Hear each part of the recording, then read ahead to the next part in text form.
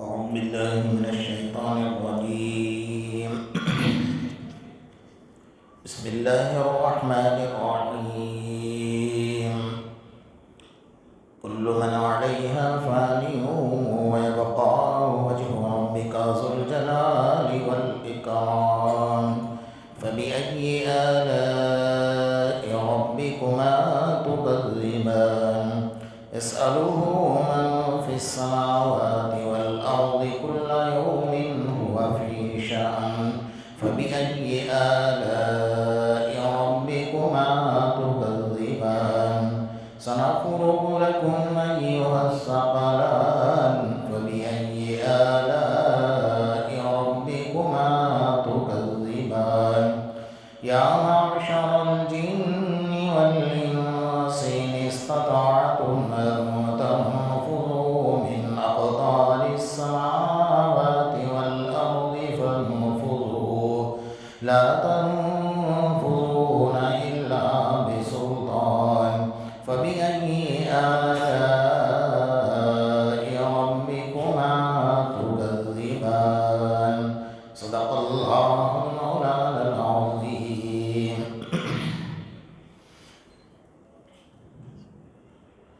اس سے پہلے آپ حضرات کے سامنے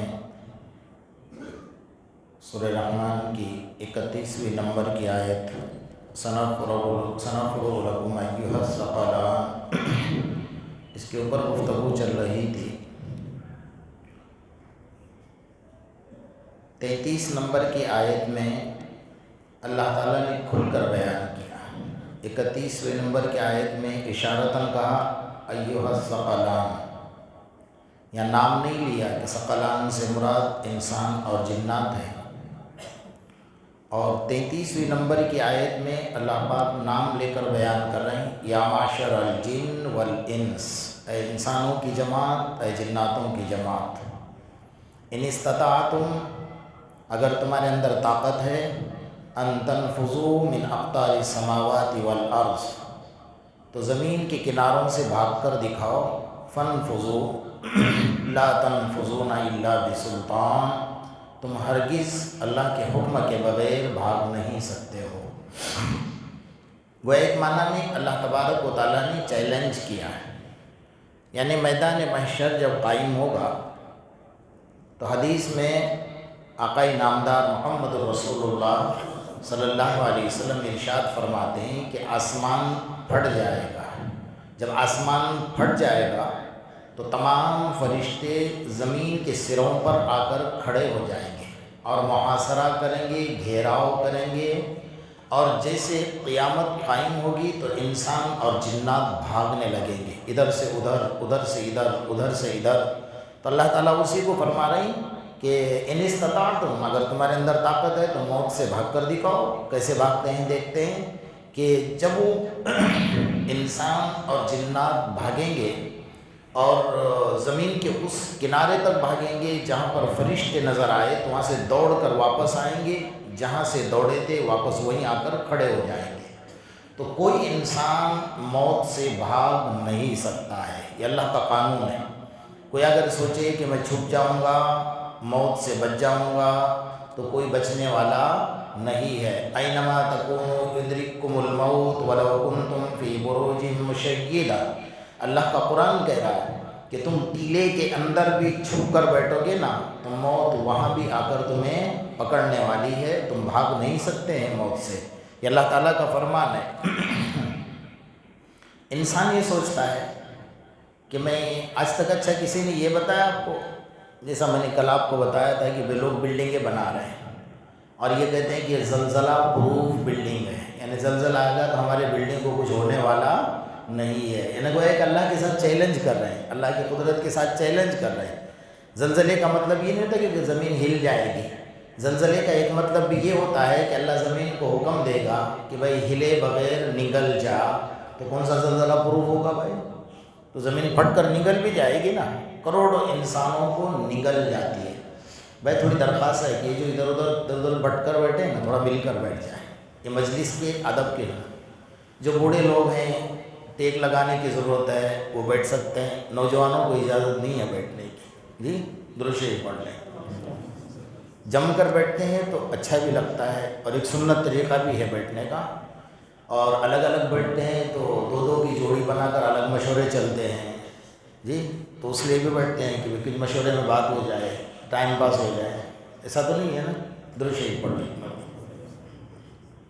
بہرحال تو فرشتوں کو آج تک کسی انسان نے یہ نہیں کہا کہ میں نے ایسا محل بنایا ہے کہ جس کے اندر اگر انسان رہے گا تو اس کو موت آنے والی نہیں ہے۔ ہے کبھی ایسا؟ ایک بادشاہ کا واقعہ لکھا ہے اللہ والوں نے کتابوں میں۔ ایک وزیر تھا اور اس نے اپنا سارے زندگی کا کمایا ہوا پیسہ لگا کر ایک عالی شان محل بنایا، اور محل بنا کر اس نے اعلان یہ کیا کہ کوئی بھی انسان اس محل میں اگر عیب نکال کر دکھائے کہ بھئی اس کے اندر ایک چھوٹا سا سوئی کے برابر بھی اگر عیب ہے تو جتنا پیسہ محل بنانے میں لگا ہے اس سے 2 گنا زیادہ اس کو انعام دیا جائے گا۔ تو دنیا کے بڑے بڑے سائنسداں، فلاسفر، آرکیٹیکٹ، کانٹریکٹر سب جمع ہو گئے، بڑے بڑے فلاسفر آ کر دیکھنے لگ گئے، ادھر سے ادھر، ادھر سے ادھر، سیڑھی سے لے کر اوپر تک، اوپر سے لے کے نیچے تک، پورا محل دیکھ دیکھ کر حیران ہو گئے۔ کہا کہ اس میں تو ایک عیب بھی نظر نہیں آتا ہے۔ تو عیب کیا نکالے ہم لوگ؟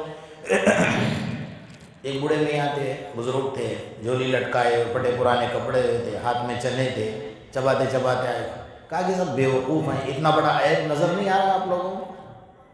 تو سارے حکماء، سارے اطباء، سارے کانٹریکٹر، سارے آرکیٹیکٹ، سارے فلاسفر، سارے سائنسداں کہنے لگے کہ یہ بوڑھے کو کہاں سمجھ میں آیا؟ جی ہمیں تو کچھ نظر نہیں آ رہا ہے بھائی، ہم تو آرکیٹیکٹ ہیں، ہم تو دماغ لگاتے ہیں، ہم کانٹریکٹر ہیں، ہم بلڈر ہیں، ہم دیکھ کر سمجھ جاتے ہیں کہ یہاں کیا عیب ہے، یا تو کچھ بھی نظر، یہ بوڑھے کو کہاں سے عیب نظر آیا؟ تو اس نے کہا کیا دو گے اگر میں عیب بتا دوں تو جو بنانے والا تھا، جو وزیر تھا، وہ خود بھی آ کر کھڑا ہو گیا۔ کہا کہ سب کے لیے اعلان کیا ہے کہ اس محل میں کوئی عیب نکال کر دکھاؤ گے تو جتنا محل میں خرچہ ہوا ہے اس سے 2 گنا، اور آپ نکال کر دکھاؤ تو آپ کو 10 گنا دے دوں گا، چلو نکال کر دکھاؤ۔ اتنا بڑا عیب تو ہے اندر۔ کہا کیا؟ کہا ایسا کوئی دروازہ آپ نے بنایا نہیں کہ جو موت کا فرشتہ آئے تو اس کو روک دے، اتنا بڑا تو عیب ہے اس کے اندر، تجھے نظر نہیں آیا؟ کیا کہے گا بیچارہ؟ کوئی ہے ایسا دروازہ، کھڑکی کہ موت کے فرشتے کو روک سکتا ہے؟ تو سب حیران ہو گئے، کیونکہ سب کی عقل تو زمین کے اوپر، آسمان کے نیچے ہے نا، نیچے اوپر کہاں نظر آتا ہے اس کو؟ جس کی ذہانت اور جس کی سوچ آخرت کی ہوتی ہے نا، اس کے دماغ میں یہ سب باتیں چلتی ہیں، اور جس کی سوچ صرف زمین اور آسمان کے درمیان چلتی ہے نا، جینے کی، کھانے کی، سونے کی، پینے کی، اس کے علاوہ اور کچھ نہیں ہے، ان کے ذہن میں یہ باتیں آتی نہیں، ما وراء العقل ہے، یعنی عقل کے اوپر کی باتیں ہیں، ان کو یوں سمجھ میں آتا ہے۔ وہ سارے حیران ہو گئے۔ کہا یہ بات تو یار آخرت کی بات ہے، ہم تو دنیا کے اعتبار سے کہہ رہے تھے، بولے آخرت کی ہے کچھ بھی ہے، موت تو دنیا میں آنی ہے نا، ایسا تو نہیں کہ تم مرے گا تو آسمان پر جا کر مرے گا کہ زمین کے نیچے جا کے مرے گا، مرنا تو یہی ہے نا سب کو۔ تو موت ایک خطرناک چیز ہے، کوئی انسان بھاگ نہیں سکتا ہے۔ اگر بہادری کو موت روکتی نا تو حضرت عمر فاروق کا کبھی فرشتہ روح نہیں نکال سکتا تھا۔ اگر محبت کو موت روک سکتی تھی نا تو اس دنیا میں، اس سرزمین پر اگر کسی کو رہنے کا حق تھا وہ میرے آقا محمد رسول اللہ صلی اللہ علیہ وسلم کی ذات اقدس ہے۔ لیکن جب آیا فرشتہ، فرق اتنا کہ اور لوگوں کی روح نکالنے کے لیے وہ کسی کو پوچھتا نہیں ہے، اللہ کا حکم ہو گیا، کہا چلو، لیٹ گیا، زمین پر بیٹھ گیا، اس کو بٹھا دیا، اس کے سینے پر اپنا پنجہ گاڑ دیتا ہے، دبوچ لیتا ہے، اور روح نکال کر لے کر چلا جاتا ہے، اس کو کوئی روک نہیں سکتا ہے۔ حضرت ابراہیم بن ادہم کے پاس ایک شخص آیا اور آ کر کہنے لگا کہ مجھے آپ کی خدمت میں رہنا ہے۔ وہ بادشاہ تھے، ایک رات میں زندگی بدل گئی۔ انسان کو اگر اپنی زندگی بدلنا ہو وہ شراب پی رہا ہے، جگار کھیل رہا ہے، زنا کر رہا ہے، پوری رات عیاشی میں ہے، لیکن انسان برا نہیں، اس کی عادت بری ہے۔ وہ اگر درست کرنا چاہے تو کر سکتا ہے، اپنے آپ کو سدھارنا چاہے تو سدھار سکتا ہے، سنوارنا۔ تو ہم کسی انسان کو برا نہیں کہہ سکتے ہیں، انسان تو بہت اچھا ہے ماشاءاللہ، یہ ہیرا ہے، اللہ کی نظر میں یہ ہیرا ہے، اللہ نے اپنے ہاتھ سے بنایا ہوا ہے۔ تو انسان کو برا مت کہو، اس کی حرکتیں بری ہیں، ان حرکتوں کی وجہ سے انسان کو برا نہیں کہا جا سکتا۔ تو اس کے لیے دعا کرو کہ اللہ فلاں میرا دوست ہے، فلاں میرے محلے کا انسان ہے، وہ شراب پیتا ہے، یا اللہ مجھے اچھا نہیں لگتا ہے، اللہ تو اس کو معاف کر دے، اس کو توبہ کی توفیق دے، اس کے دل میں شراب کی نفرت ڈال دے۔ آپ 2 رکعت نماز پڑھ کر سچے دل سے اس کے لیے دعا کرو گے نا، تو اللہ اس دعا کا اثر اس کو ایسا بتائے گا کہ وہ انشاءاللہ شراب چھوڑ بھی دے گا، نماز بھی پڑھنے لگے گا، جتنے نیک کام کرے گا اس کو بھی ثواب ملے گا اور اس کا ثواب آپ کو بھی ملے گا، بجائے اس کے کہ آپ اس کو کہو گے کتنا گندا انسان ہے۔ اچھا، سب سے بری عادت ہمارے اندر انگلی کرنے کی کیا ہے پتہ ہے؟ کہ ایک انسان اگر سدھر گیا، پہلے شراب پیتا تھا، جو ہے پہلے ہر برائیوں میں تھا، اب بیچارہ آ کر نماز پڑھنے لگا، تو یہ کہتا ہے کہ دیکھیے آج کا نمازی ہے، جیسا کہتے ہیں نا آج کا مالدار ہے، تو کیا کہتے ہیں یہ آج کل کا نمازی ہے، مطلب تو یہ ثابت کرنا چاہتا ہے کہ تو خاندانی نمازی ہے، جی یہی ثابت کرنا چاہتا ہے۔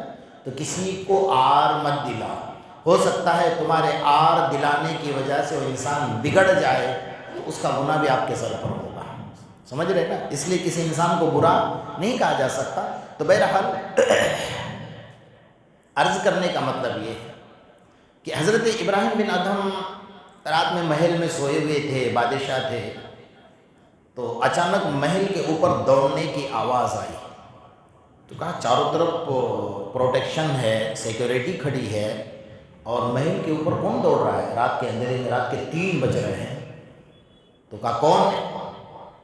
آواز آئی میرا گھوڑا جنگل میں گم ہوا ہے اور یہاں تلاش کر رہا ہوں۔ بات عقل میں آتی ہے؟ گھوڑا کہاں گم ہوا ہے اور تلاش کہاں کر رہا ہے؟ محل کے اوپر چھت پر۔ کہا کتنا بڑا بیوقوف ہے تو، گھوڑا گم ہوا ہے جنگل میں اور تلاش کر رہا ہے میرے چھت کے اوپر۔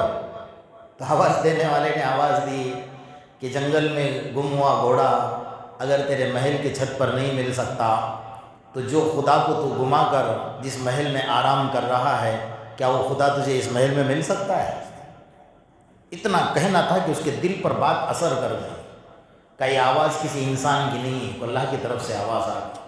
بادشاہ چھوڑ دی، سلطنت چھوڑ دی، حکومت چھوڑ دی، ایک گودری لے لی اور سمندر کے کنارے جا کر اللہ کی عبادت میں بیٹھ گیا۔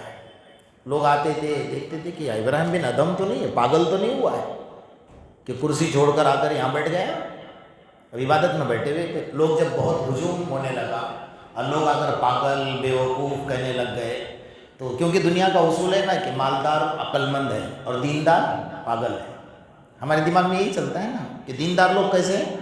بھائی تبلیغی جماعت والے ہیں، پاگل ہیں، ان کا تو کام ہی ہے ہوٹلے بستر اٹھائے اور چلتے ہو گئے، ان کے دماغ میں یہی آتا ہے۔ بے نمازی ہے، ماشاءاللہ بہت اچھی گاڑیوں میں گھوم رہا ہے، بنگلوں میں گھوم رہا ہے، کوٹیوں میں ہے رہنے کا، بڑا عقل مند انسان ہے، کیونکہ ہماری عقل الٹی چلتی ہے نا۔ تو یہ بیٹھا ہوا تھا ندی کنارے عبادت کر رہا، کہ پاگل ہو گئے، ابراہیم بن ادھم ہے تو؟ کہا ہاں۔ تو لوگوں کو کچھ جواب نہیں دیا، کہا بیٹھ جا۔ جب لوگ بیٹھے نا تو اپنی سوئی تھی ہاتھ میں، وہ سوئی سمندر کے کنارے پر پھینک دی اندر پانی میں، اے مچھلیوں میری سوئی لے کر آ جاؤ۔ بیٹھے بیٹھے کہنے لگے، سمندر سے ہزاروں مچھلیاں سونے کی سوئی منہ میں لے کر کھڑی ہو گئی کہ لو۔ وہ سب حیران ہو گئے کہ یہ کیا ہے؟ تو اس نے کہا نہیں مجھے یہ نہیں چاہیے، میں نے جو سوئی پھینکی ہے وہ میری سوئی دے دو۔ تو سب مچھلیاں چلی گئی اور ایک مچھلی دوسری نکلی جو سوئی اندر پھینکی تھی وہ لے کر آئے، کہا لو۔ تو بادشاہ نے کہا دیکھ لیا؟ کہا بتاؤ وہ حکومت اچھی تھی یا یہ حکومت اچھی؟ کون سی حکومت اچھی؟ وہ انسانوں پر حکومت تھی، اور انسان کیا کرتے ہیں؟ کھانا پلیٹ میں کھاتے ہیں، باہر جا کر گالیاں دیتے ہیں۔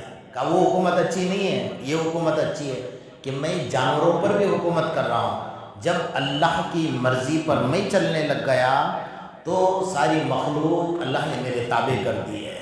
تو انسان سدھرنا چاہے تو سدھر سکتا ہے۔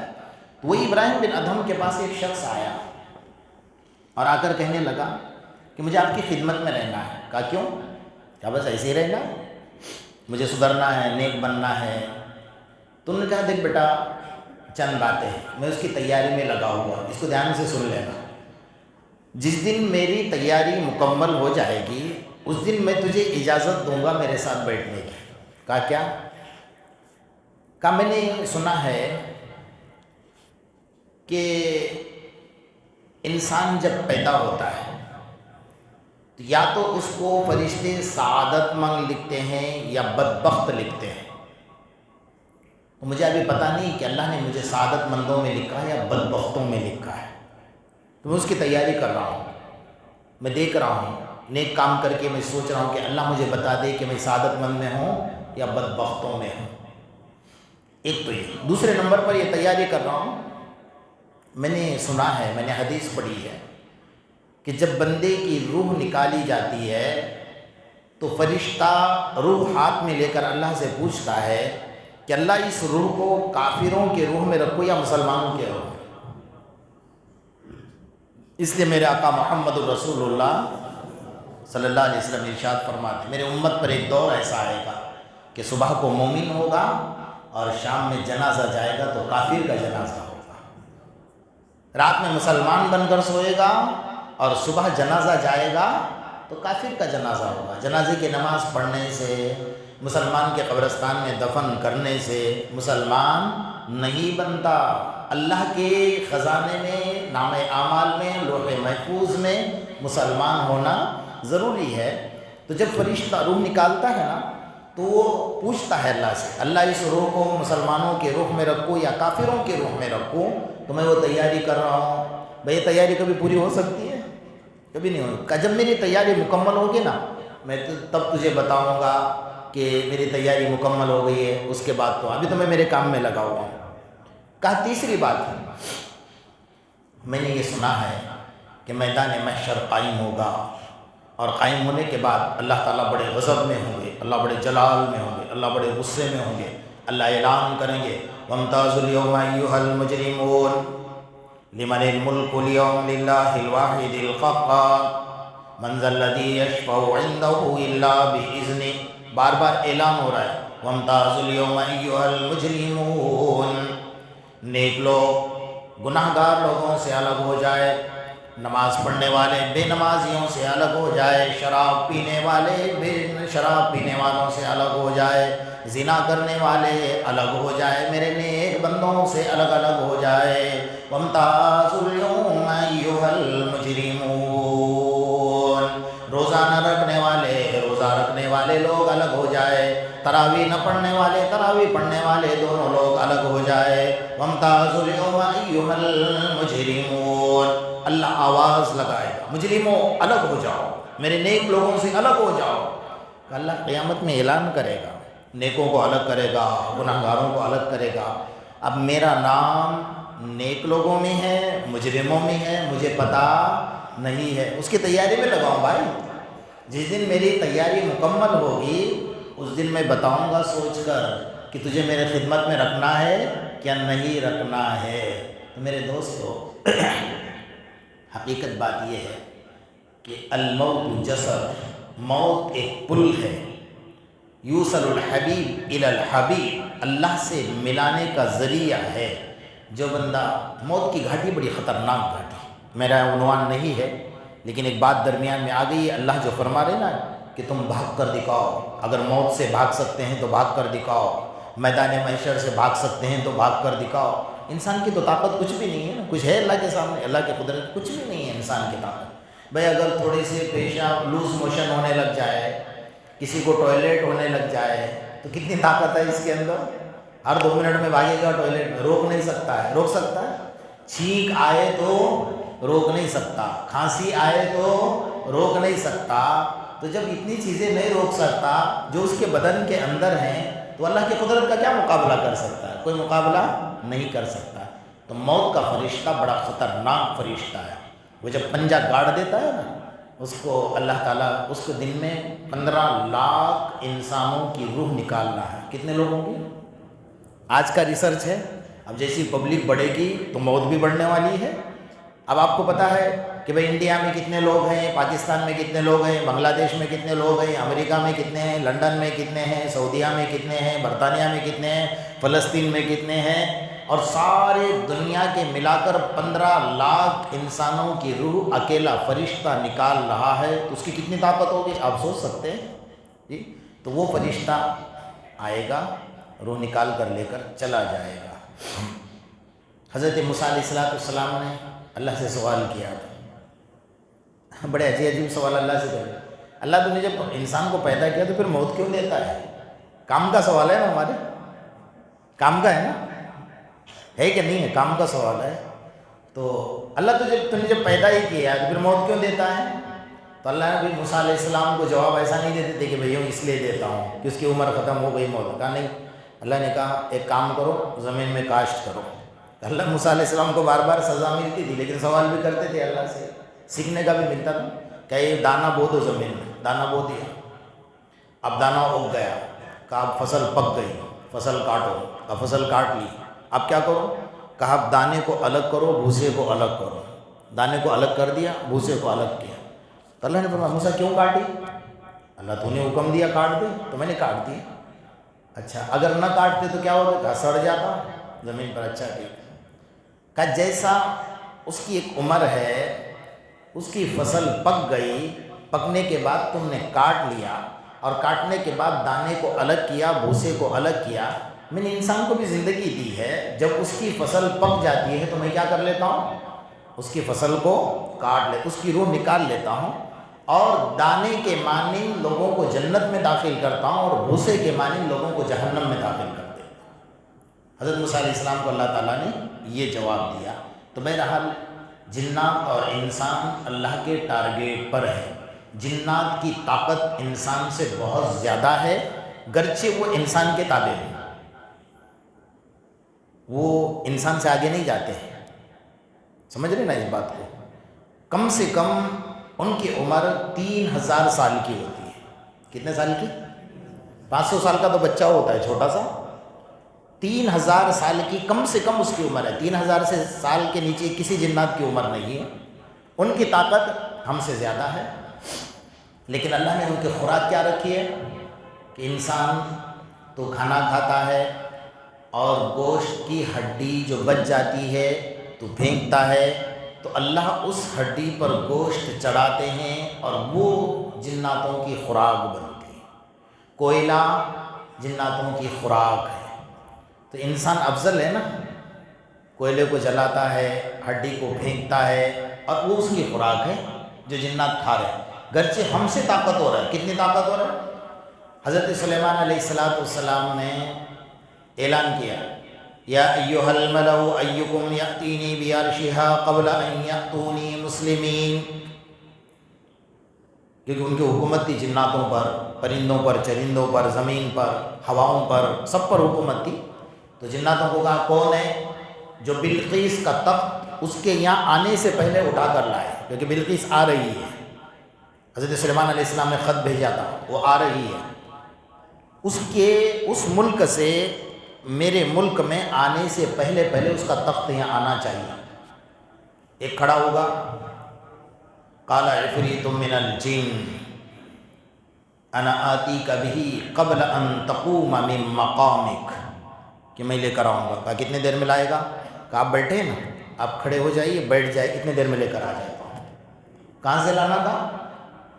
اس ملک سے اس ملک میں جانا ہے، اور اس کے محل سے اٹھا کر یہاں لے کر آنا ہے۔ کتنے دیر میں لا رہا ہے؟ آپ کھڑے ہو جائیے اور بیٹھ جائیے، تخت حاضر ہو جائے گا۔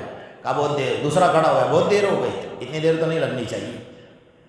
قال الذی عنده علم من الکتاب انا آتیک بہ قبل ان یرتد الیک طرفک، اللہ کا قرآن کہہ رہا ہے۔ دوسرا جنات کھڑا ہو گیا، لیکن اس کی بنیادی وجہ کیا بتائے؟ قال الذی عنده علم من الکتاب، اس کے پاس کتاب کا علم تھا، اس علم کی طاقت اللہ نے اس کو دی تھی۔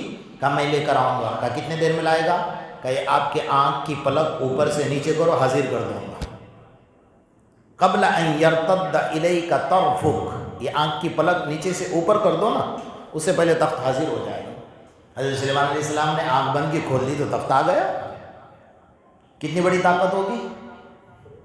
ہماری بستر سے چادر بھی الگ نہیں ہوتی ہے جلدی سے. جناتوں کے اندر اللہ نے وہ طاقت رکھی ہوئی ہے اور ہم سے طاقتور قوم ہے، لیکن اللہ نے اس قوم کو بھی انسان کے تابع کر دیا ہے. لوگ کہتے ہیں کہ میرے گھر میں جنات گھس گیا. جی میں کہا کرتا ہوں کہ جنات کو نکالنا آسان ہے، بھاڑوت گھس جائے تو نکالنا کیا ہے؟ بہت مشکل ہے. وہ بیچارے کو گھر میں اذان دو نا تو اذان کی آواز سن کر بھاگ جائے گا ڈر کے مارے.